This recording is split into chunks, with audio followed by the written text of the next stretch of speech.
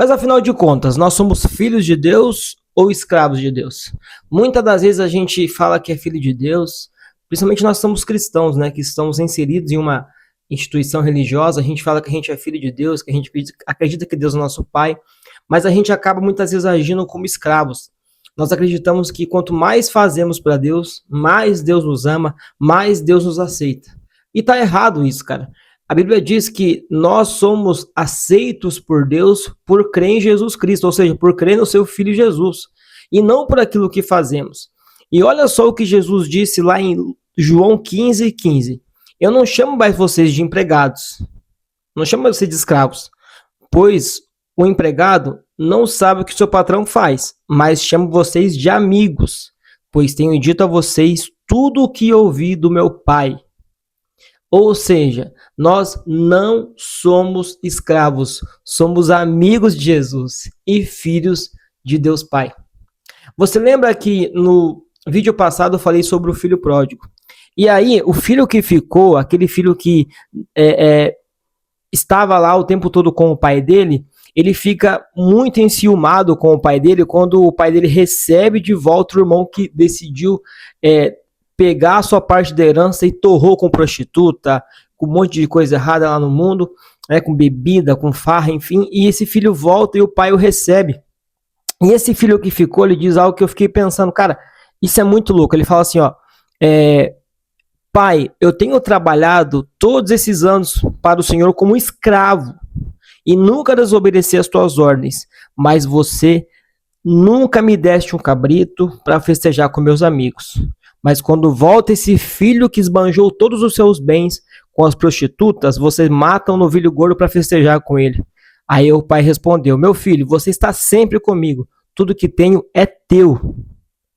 Ou seja, esse filho que estava ali com o pai o tempo todo tinha a cabeça de escravo. Ó pai, eu tenho trabalhado como escravo, mas quem disse que ele era escravo?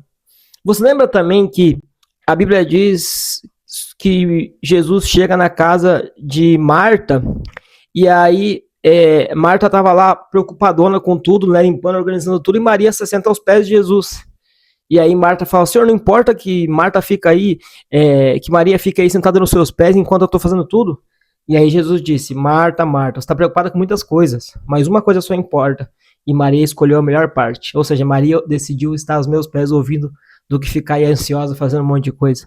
Por muito tempo eu fui assim, sabe? Por muito tempo eu vivi dentro de um sistema religioso. Eu não estou aqui para falar que o sistema religioso era errado ou não, mas eu agia errado, porque eu conhecia a palavra de Deus, eu conhecia a Bíblia, e mesmo assim eu achava que muitas vezes, quanto mais eu fazia, mais Deus estava lá. Ô, Kennedy, é isso aí, Kennedy, faz mais, isso aí, parabéns.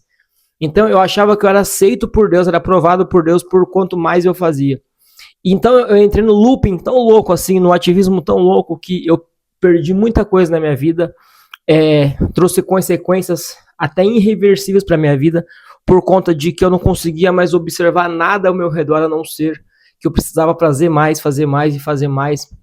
E aquilo vira até uma vaidade no nosso coração, porque nós acreditamos que fazendo mais nós crescemos em Deus e conseguimos alcançar hierarquias, conseguimos alcançar lugares mais altos na hierarquia dentro de uma instituição religiosa.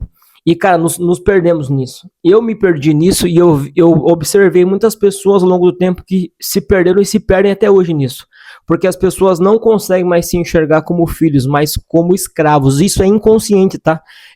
No consciente você fala com ela, fala, não, eu sou filho de Deus, eu sou abençoado, Deus é maravilhoso. Mas no inconsciente ela se acha escrava.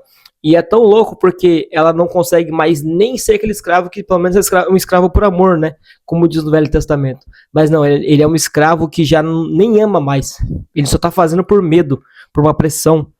E isso é muito complicado porque Jesus nunca quis isso de nós. Deus nunca quis isso de nós. Muito pelo contrário. Através do relacionamento de amor com Deus é que nós servimos a Ele e ao próximo. Então, é tipo assim, cara, eu amo tanto a Deus que eu vou servir o próximo. Eu amo tanto a Deus que eu vou servir na minha instituição. Mas a instituição religiosa que você serve por amor ao próximo e não por amor a instituição em si. Você entende o que eu quero dizer? Eu não estou dizendo que a instituição não pode ser de Deus. Deus deu uma visão para aquela instituição, né? Colocou pessoas lá para você, para te orientar, né? Para te guiar. Porém, nós devemos sempre entender que o amor principal no nosso coração deve ser ao próximo e a Deus. Olha que a palavra diz que os dois maiores mandamentos, todos os mandamentos se resumem em dois maiores mandamentos: amar o Senhor teu Deus de todo o teu coração, o teu próximo como a ti mesmo. Ou seja, eu amo a Deus, me relaciono com Deus, amo tanto a Deus, que eu amo o meu próximo como a mim mesmo, e por isso eu sirvo. Entendeu? Então, ou seja, qualquer ministério dentro da instituição religiosa tem que ser um ministério que seja para amar ao próximo, ou seja, servir ao próximo. E tudo isso por amor, cara. Tudo isso porque você fala, cara, poxa, olha o que Deus fez pela minha vida, sabe? Olha o que Ele fez por mim. Então, eu vou servir o próximo, eu vou amar o próximo. E, obviamente, nessa instituição mesmo, eu sempre aprendi isso, né? Que nós devemos servir por amor. Mas, é como eu disse, no meu inconsciente, eu já não tava mais fazendo por amor, eu tava fazendo já por tipo assim, cara, uma pressão, porque eu tinha que fazer, porque se eu não fizesse, eu não ia crescer em Deus, eu não ia alcançar uma hierarquia que eu queria alcançar lá, enfim. Então, ou seja, cara, eu tô falando isso aqui porque talvez você esteja passando pela mesma situação, ou você passou pela mesma situação. Eu quero te dizer que ainda há lugar na mesa com Deus Pai para você, sabe? Ainda que você entendeu que Deus era um carrasco, que você tem que fazer, e quando você acaba saindo disso, né, desse looping, né, quando você às vezes até sai da igreja, né, da instituição religiosa, e você acaba conectando a instituição religiosa com Deus, ou seja, você já não quer mais servir a Deus porque você entende que servir a Deus é participar de uma instituição religiosa e fazer. Você perdeu anos da sua vida, você deixou de fazer coisas pessoais para você, tipo, não estudava mais, não trabalhava mais, a tua vida era viver em prol daquela instituição, né? E você talvez, assim, tipo, desanimou, cara. Fala, não, pô, não quero saber de mais nada, vou meter o louco, vou fazer um monte de merda. Eu também, por um tempo, fiz essa besteira, sabe? De falar, não, cara, não quero saber de mais nada, não quero saber de Deus, eu vou viver a minha vida, né? Só que a verdade é que o Espírito Santo sempre esteve ali para me constranger, me fazer voltar para trás, falar, cara, você precisa voltar, Kenneth. Você precisa voltar para o caminho. Jesus é o caminho, a verdade e a vida. Não tem outro lugar para você ir. Não tem outro lugar onde você encontre vida, onde você encontre verdade, somente em mim.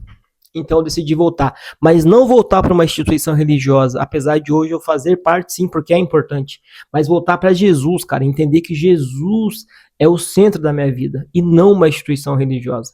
Muitas pessoas têm se perdido nesse lance de ser escravo e filho de Deus, porque elas entendem que servir a Deus é servir uma instituição religiosa. Mas não, cara. Eu vou repetir aqui, é você amar a Deus e depois servir ao próximo, seja numa instituição religiosa, seja na rua, seja no trabalho, aonde você estiver, é você amar a Deus e por amor a Deus, você ama o próximo como a ti mesmo e serve o próximo, seja o que for que você for fazer pro seu próximo, mas sempre tem que ser por amor, você entende? Então, ou seja, é amar a Deus e depois você ama o próximo, e não amar uma instituição religiosa e fazer porque alguém vai te elogiar, porque alguém vai te dizer parabéns, é isso aí, você lá é elogiado, e aquilo começa a criar um ego no seu coração, começa a criar uma vaidade no seu coração, cara, isso vai te matar. Se já não matou, mas eu peço que você volte para Jesus, cara.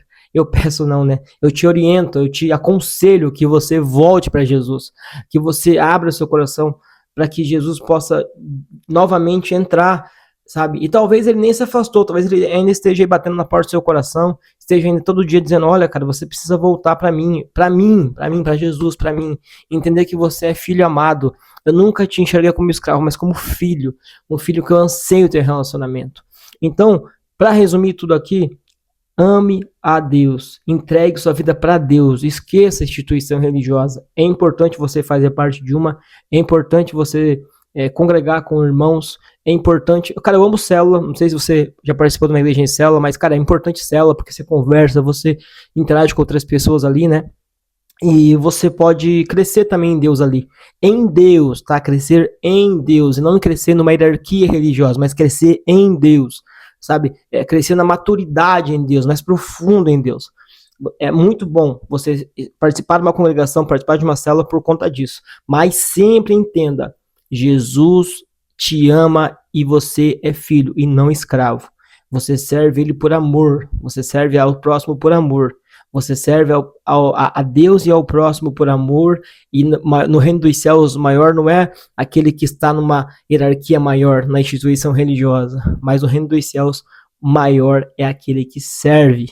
Então, cara, se você está vivendo de uma forma escrava de Deus, entenda que você é filho amado. E se você se afastou ou está pensando em se afastar de Deus, cara, não faça essa besteira. Volte para Jesus, coloque seu coração em Deus, sirva a Ele por amor, sirva seu próximo por amor, e você vai ver que Ele pode te restaurar e te fazer voltar ali, ó, colocar as coisas no lugar, entender que, tipo, opa, é aqui, então é dessa forma. Você vai ver, cara, Deus fez isso comigo, tá fazendo isso comigo até hoje, e vai fazer isso com você também. Se você se sente à vontade, comente aqui nos comentários uma experiência que você já teve com relação a isso, e eu peço que você curte esse vídeo e compartilhe com alguém que precisa também ouvir essa mensagem. Deus te abençoe e até o próximo vídeo.